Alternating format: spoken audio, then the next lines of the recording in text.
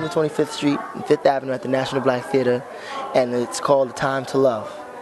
We use Stevie Wonder's music to really convey the message of love. Harlem Talk Radio brings you news and information at stimulating talk radio on the Harlem community. What's up, everybody? Welcome. My name is Lydgia, and I'm with King Aswad. We're at the National Black Theater for a special edition of the World of Black Theater Radio on HarlemTalkRadio.com. What is going on, King? I'm a firm believer in surrounding myself with love and being of love. And it comes to me, and I think that's one of the biggest parts of why National Black Theater has asked me to be back here a second time. And I'm so grateful to be part of Sade's legacy, you know, and her family's legacy, and just the history of being here and being just another part of Harlem. I'm here with Danielle Fulton. She played Aisha in the show. Hi, Danielle. But I play Aisha. She's an activist. She goes to City College, my school actually, that I graduated from. She's a junior at City College, and she organizes Occupy Wall Street protests. She just wants the world to change, and she's a leader. She's steadfast. She's determined.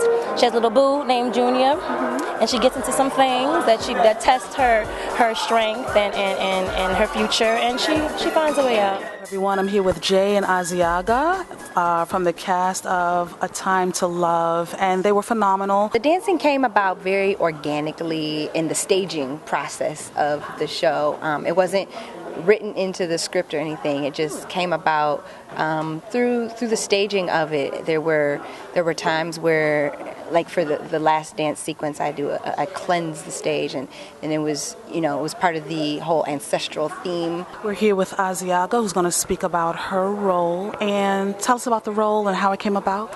Well, I play Tanya, who is a mother and a wife, and you know, she's not very well accepted by her husband's family, but yet and still she is very supportive of her husband, and she winds up in a very peculiar situation where she now becomes a single mother, and so she has to figure out how can she triumph. Talk about your role and how it came about. Okay, well, I play Mary, and I'm the mother to Junior, and I'm in two relationships, one with Junior's father, Lamont Sr., and one with a man named James. Both relationships are considered a form of abuse, and my journey is living through the abuse and finding love on the other side. Talk about your role in this wonderful, wonderful play. Wow. I love my role. You know, when you get older, you start getting the older roles. And Jackie Jeffries called me in to audition. I actually missed the first call.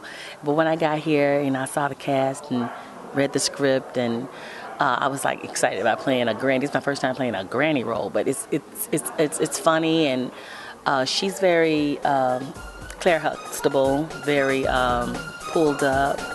I'm here with Gilbert Brown, and we're at the National Black Theater for the production of A Time to Love, and oh my gosh, what a performance from you tonight. Oh, thank you very much. How did you get to this role, and how did you get to this stage? Well, actually, I kind of grew up here in National Black Theater, and kind of started working as a teenager. Talk about your role and how you prepared for it. Okay, well, I played dual roles, actually. I played Marcus, who is the husband of Tanya, and Aisha, one of the main characters' father, who actually in the first act of the show, actually passes away. But his devotion to his family and his love for his wife and his newborn daughter actually transcend his death. For the World of Black Theater, I'm here with Sade Lythcott. She's the CEO. Yes. And president. You can, sure. Of the National Black Theater. She's also written a wonderful play called A Time to Love. This evening was opening night. Yes. Talk about opening night. Talk about that. Opening night. Yes. I've been to so many opening nights where I wasn't invested in, you know. So it's an event in and of itself, and you worry about, you know, crossing your T's and dotting your I's. But for me, this piece I wrote, and so it's like my baby. How this play came about? How did you conceive it? The way that this play came about from the non-writer me was after my mom passed away. I was in India, in the Himalayas, in the foothills of the Himalayas, and I could hear her so crystal clear. And I had this moment where, because I understand energy and spirit, you know, just to listen. And she told me I had to write this play.